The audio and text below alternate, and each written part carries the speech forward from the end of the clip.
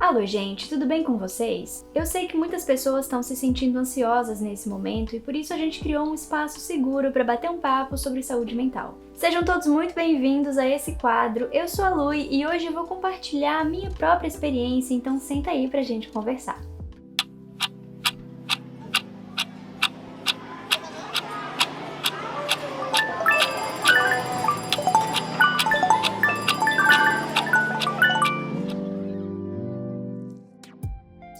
Você já deve ter ouvido falar sobre Setembro Amarelo. Esse é um mês dedicado à saúde mental e à prevenção do suicídio. Essa campanha foi criada aqui no Brasil em 2014 pela Associação Brasileira de Psiquiatria.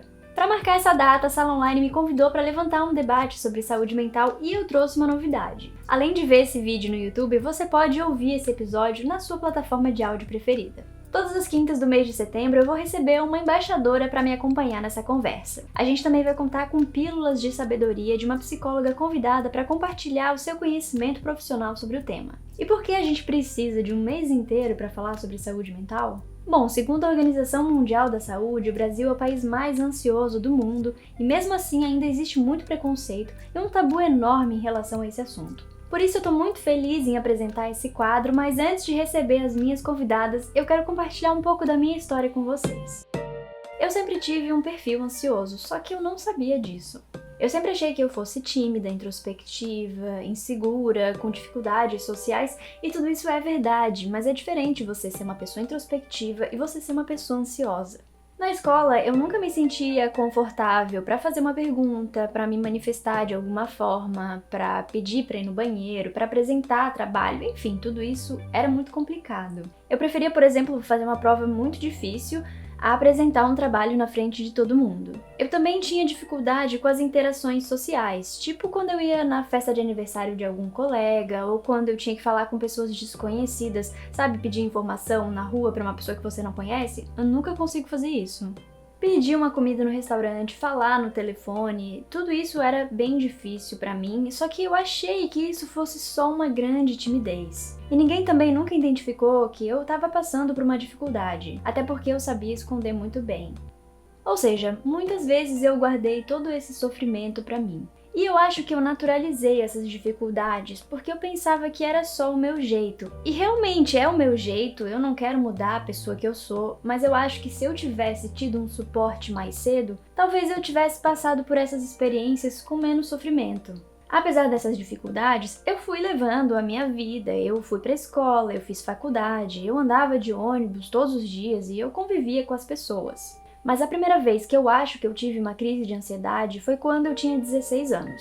Eu digo que eu acho porque eu não tenho certeza. Naquela época eu não sabia nada sobre ansiedade, eu também não fazia terapia, mas como foi algo parecido com o que eu sinto agora, eu acho que foi uma crise de ansiedade. Eu fui pro Rio de Janeiro visitar minha prima e eu nunca tinha feito uma viagem, eu nunca tinha andado de avião, então eu tava já muito nervosa com aquela situação. E aí lá no Rio eu fiz várias coisas de turista, eu fui para vários lugares com a minha família, eu fui pro Pão de Açúcar, o Cristo Redentor, tava cheio de gente, tava calor, e aí num dia a gente foi num restaurante e eu passei mal. Eu não sei direito o que me deu, mas eu comecei a sentir enjoo e meu coração bateu mais rápido e parecia que minha mão tava suando frio. No outro dia a gente ia embora e eu ainda tava passando mal, eu tava mal no avião e foi só chegar na minha casa que tudo passou, foi instantâneo. Mas eu continuei a passar mal durante aquele ano inteiro. Eu ficava bem em casa e aí era só colocar o pé na rua, era só pegar o ônibus pra ir pra escola que eu começava a ficar mal. Eu fui em médico, eu tentei explicar pra ela o que eu sentia e ela disse que era estresse por causa do vestibular e que se depois da prova isso não passasse, aí eu faria uma endoscopia e alguns exames pra ver se estava tudo bem.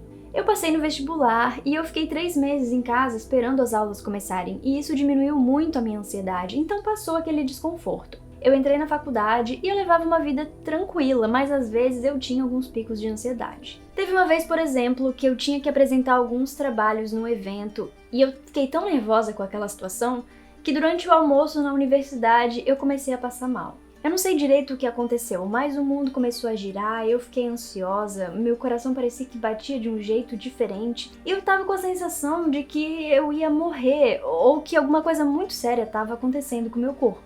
Eu fui pro hospital, gente, e lá eles mediram a minha pressão, e minha pressão tava muito alta, e, gente, a minha pressão já é mais baixa normalmente. Eu fiz alguns exames, o médico disse que tava tudo bem e que provavelmente eu tinha tido um pico de estresse, que eu precisava descansar. Só que eu não sabia que podia ser ansiedade, ninguém tinha falado isso pra mim, eu nunca tinha ouvido falar sobre isso também. A questão é que naquela época esses picos de ansiedade eram muito mais raros e aí eu conseguia levar minha vida, dar conta das minhas demandas até 2018 mais ou menos. Na verdade começou antes, eu acho que a minha saúde mental foi piorando a partir de 2015, mas 2018 foi o pior ano da minha vida. Nessa época eu precisava defender a minha dissertação, porque eu estava no mestrado, e foi quando eu comecei de fato a trabalhar com internet, e essas duas realidades podem gerar muita ansiedade, né? A internet e a vida acadêmica. Tudo que eu disse que era complicado pra mim virou a minha rotina. Falar em público, conhecer pessoas novas, lidar com imprevistos, dar conta de prazos e exigências do mestrado e principalmente me sentir julgada o tempo todo por causa da internet. Eu acho que essa exposição é difícil pra todo mundo, mas é principalmente difícil pra quem tem fobia social. Porque a gente já acha que tá sendo julgada o tempo todo, a gente tem medo de falar alguma coisa errada, de fazer alguma coisa errada, de não agradar as pessoas. A gente acha que vai acontecer alguma coisa muito grave nessas interações sociais. E aí nessa época o que aconteceu comigo foi que eu alcancei um pico de ansiedade muito alto, do qual eu não conseguia mais sair. Eu sentia como se eu estivesse à beira de uma crise todos os dias e isso afetou todos os âmbitos da minha vida. Eu não conseguia mais trabalhar, eu não conseguia mais manter as minhas relações pessoais, eu não conseguia mais sair de casa mesmo. Eu comecei sem conseguir viajar a trabalho porque tinha que pegar avião, depois eu já não conseguia mais pegar um ônibus e aí depois eu já não conseguia mais ir no mercado. Teve um dia que eu não consegui passear perto da minha casa.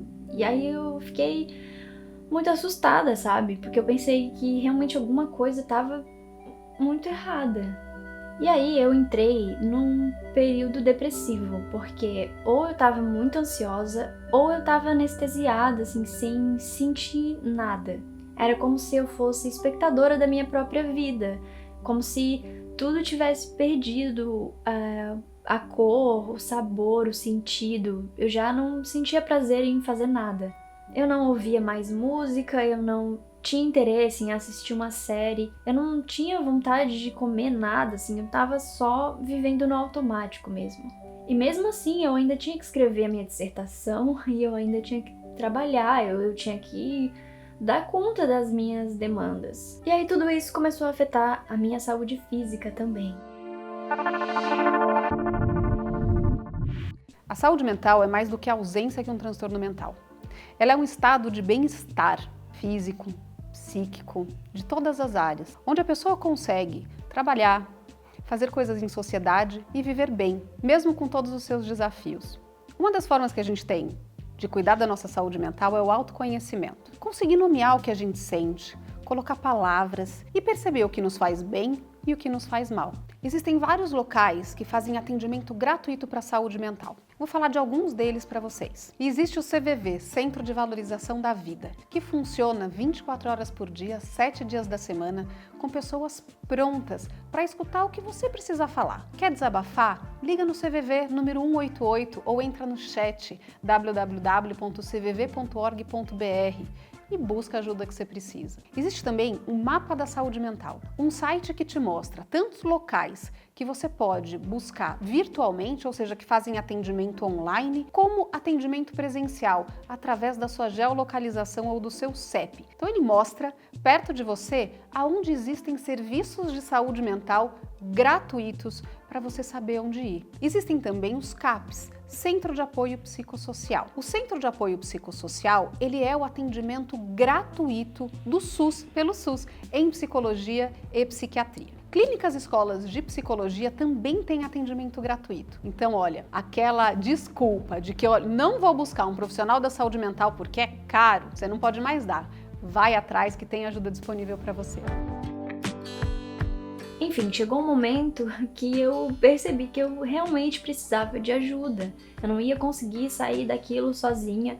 e eu comecei a fazer terapia com muito mais frequência, eu fui numa psiquiatra também. Eu também passei a fazer várias coisas até descobrir o que me fazia bem. Eu fiz terapia Ayurveda, eu uso óleos essenciais até hoje, porque é tudo pra mim, e eu faço exercícios de meditação e exercícios de respiração.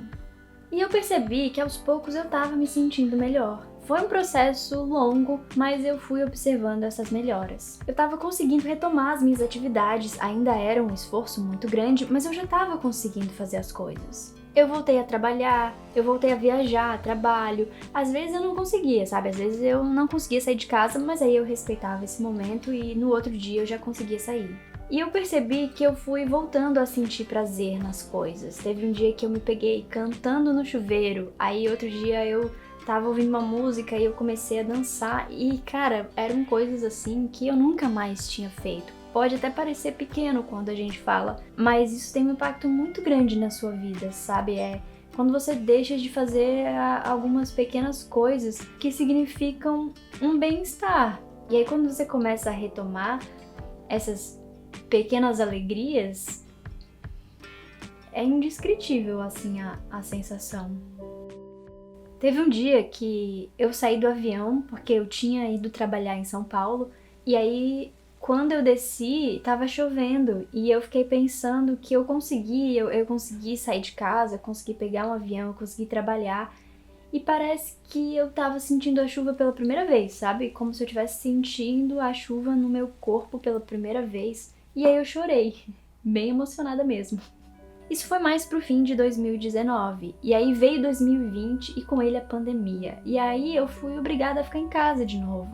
No começo, principalmente, era muita incerteza, e a gente sentia muito medo, e a gente não sabia nem se ia ter uma vacina, então, pela primeira vez, eu não tava me sentindo segura em casa. Eu tive muitas crises de enxaqueca, eu tive crise de ansiedade, e eu senti muito medo de voltar pro fundo do poço, sabe, gente? Um poço do qual eu tava começando a sair. Mas eu não voltei a ficar como eu tava antes, eu me sinto bem melhor agora, apesar de que eu sei que vai ser um desafio pra mim quando as coisas voltarem a uma certa normalidade. E não é pela pandemia exatamente, mesmo quando todo mundo for vacinado, e eu espero que isso aconteça muito em breve, eu sei que ainda vai ser um desafio pra mim, porque eu vou ter que retomar essa vida social, eu vou ter que fazer coisas que já eram difíceis pra mim antes, e agora que eu tô há 1 ano e meio em casa, eu não gosto nem de pensar em como vai ser. Hoje eu fico muito feliz de estar aqui, e eu fico muito feliz de ter superado, sabe? Eu olho pra Lu do passado, que não é um passado tão distante assim, né? Mas eu olho e eu agradeço por ter conseguido lidar e aguentar e estar aqui hoje. Inclusive estar aqui hoje apresentando esse quadro tão importante. Pra mim isso é muito especial. Passar por tudo isso me transformou numa pessoa mais carinhosa comigo mesma. Eu me olho hoje com mais respeito e eu respeito as minhas dificuldades e os meus limites, e eu também me comparo menos com as outras pessoas. Eu desconstruí várias crenças de inferioridade, eu rompi com padrões e com relações que reforçavam esse sentimento de inadequação. Enfim, eu acho que eu aprendi muito nesses últimos tempos. Eu sei que eu vou lidar com a ansiedade, com a fobia social, talvez pra sempre, porque é uma coisa que tá na minha vida desde que eu sou criança, mas hoje eu desenvolvi estratégias para lidar com essas situações por causa da ajuda profissional. Eu tenho certeza de que eu não teria conseguido passar por aquela situação se eu não tivesse esse apoio profissional. Então eu sempre reforço muito isso aqui na internet, sabe? Procurem ajuda, não só das pessoas que estão ao seu redor, mas também uma ajuda profissional. Bom, esse é um pedaço da minha história e eu decidi falar sobre isso na internet já faz algum tempo porque eu acho que a gente ainda precisa naturalizar essas questões. Se você se sentir confortável para compartilhar a sua vivência, fica à vontade, pode comentar aqui embaixo pra gente conversar. Mas de qualquer forma, conversa com alguém da sua confiança, procure ajuda profissional e saiba que você não tá sozinha. Aqui na descrição a gente vai deixar links de iniciativas com profissionais que atendem de graça e um número de telefone que você pode ligar para conversar. Siga esse podcast na sua plataforma de áudio preferida para receber as notificações dos próximos episódios que estão incríveis. Eu tô muito feliz em apresentar esse quadro. Não esquece de curtir e de compartilhar com alguém que você acha que pode estar precisando ouvir essa conversa. Muito obrigada por acompanhar esse episódio, um beijo e até a próxima quinta. Salon Live!